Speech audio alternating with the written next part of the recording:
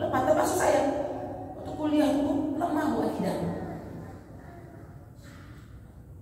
Padahal ini adalah apa namanya tuh dasar. Kalau untuk sekolah tuh, kalau akidahnya tuh bagus tuh, apa namanya tuh? Kok lupa saya namanya. Kalau kita kan anak-anak di IT ya, kalau anak saya di IT.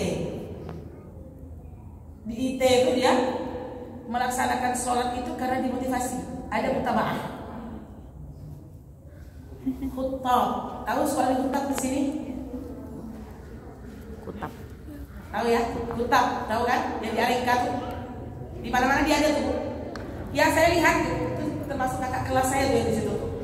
Memang ya Allah menanami akidah anak tuh luar biasa. Jadi kami bisa gak menyuruh sholat duha enggak kayak gitu caranya.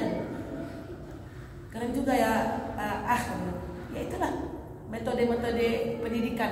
Kalau anak kita kan ada mutabaah yaumiyah kan. Sholat duha nanti nggak mau dicek kelas kalau nggak sholat, kan gitu.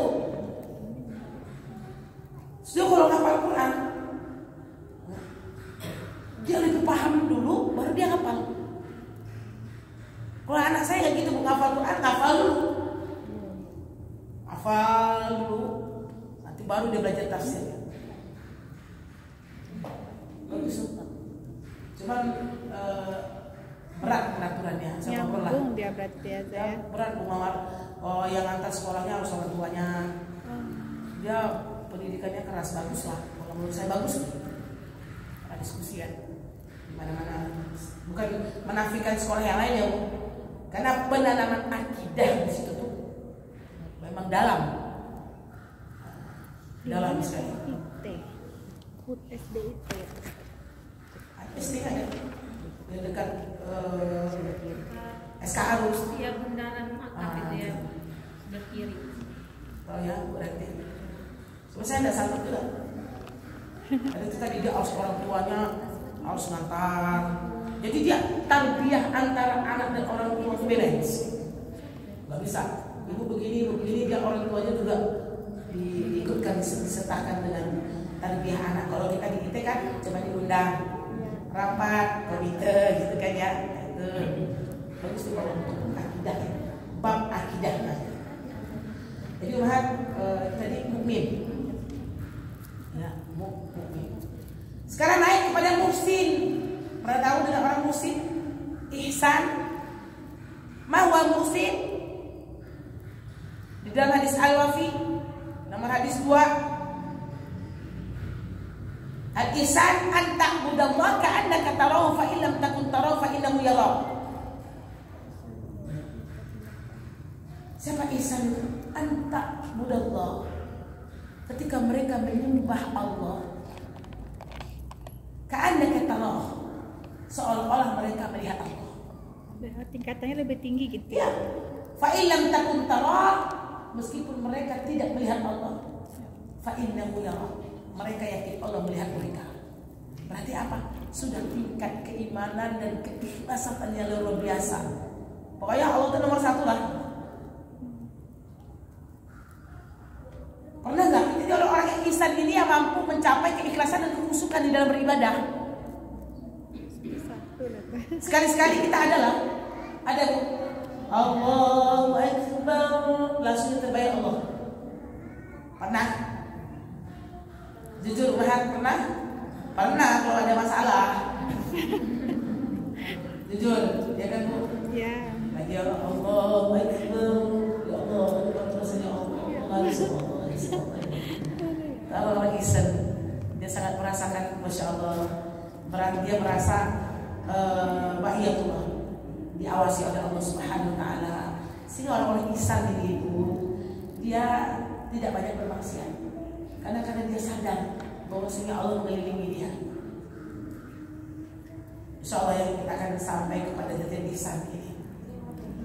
Anta berdoa karena kata Allah, faidah takut Allah faidah Allah. Kalau ibadah itu dia sudah merupakan sebuah kenikmatan, bukan lagi semua jadi kewajiban. Kita jujur aja, kita ibadah kita masih tingkatan kewajiban.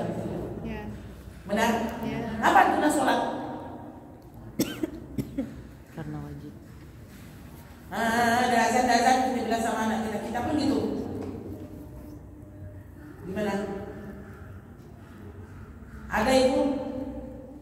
azan dia bilang, ya udah sholat ya, alhamdulillah rasanya kok habis sholat itu rasanya utang tuh lunas. Astagfirullah. Karena kita Tuhan ya. Utang lunas, berarti dia menganggap sholat itu memang utang bagi dia. Sebuah kewajiban orang yang kalau dia beribadah kepada Allah itu standarnya wajib, dia tidak akan mendapatkan halawatul ibadah, kelezatan dan beribadah. Ya, kita coba tingkatkan ya, bahan bagaimana kita butuh dengan Allah Subhanahu Wa Taala. Ihsan. Tapi yang mau kita kaji sekarang mukmin dulu lah, ihsan terus sekali dong. Tapi mukmin ini kita sudah sampai ke taraf ini. Jadi kita balance-kan gitu ya. Diumpamakan oleh Rasulullah sehingga kita sadar bagaimana seharusnya kita menjadi seorang mukmin. Paham ya bahasa saya? Yang pertama,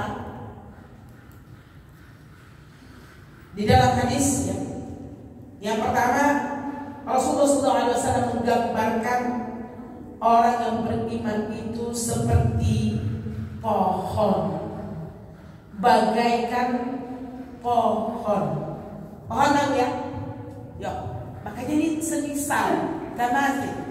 Jadi Rasulullah itu selalu menyamakan. Banyak ibrah yang diambil. Kenapa orang mukmin itu dikatakan seperti sebuah pohon? Karena orang mukmin dia harus menyadari bahwa dia akan selalu berhadapan dengan ujian. Seperti pohon yang menghadapi panas, hujan, angin. Betul rumahan?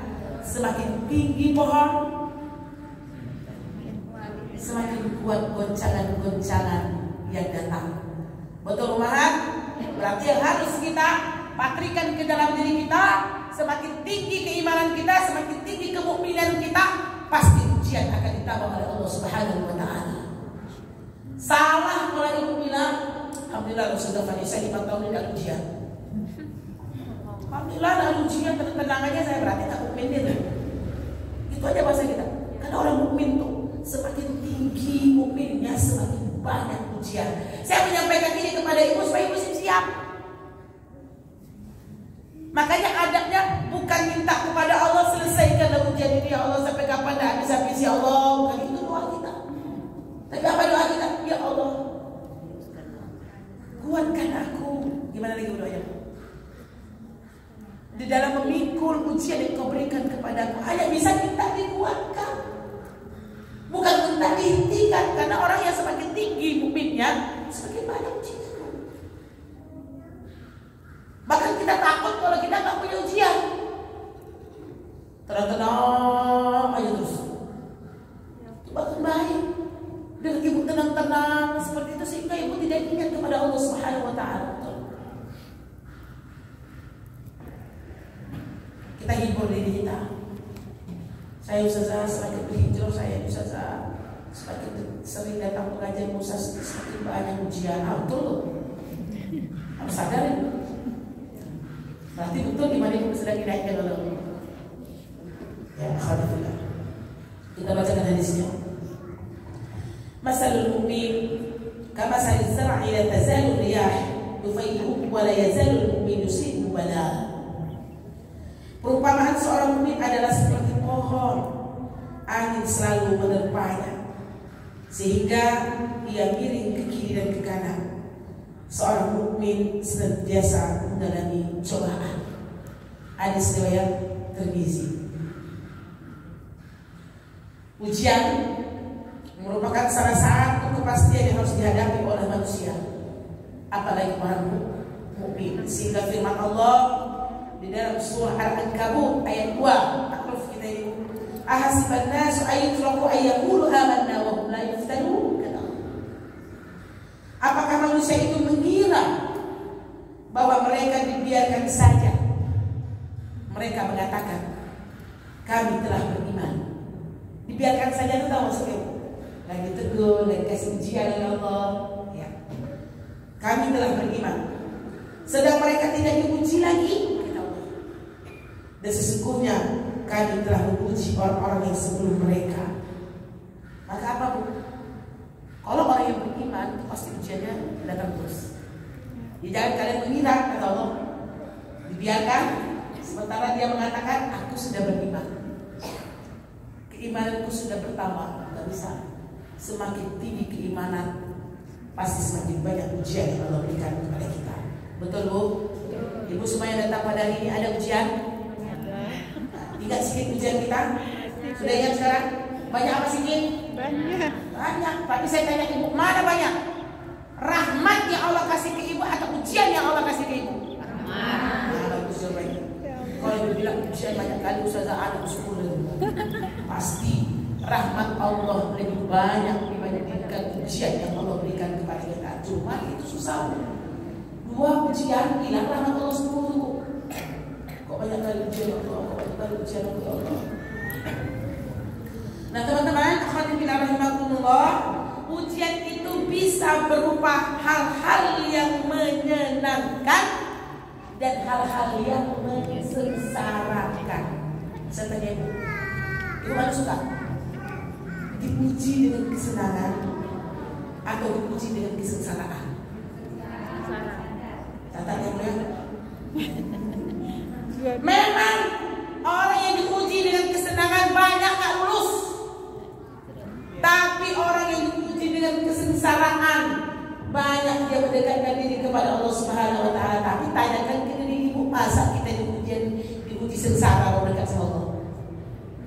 Seharusnya kita orang mukmin ini ketika dikasih ujian kesenangan ini membuat kita bertambah dekat kepada Allah Subhanahu wa taala. Seharusnya.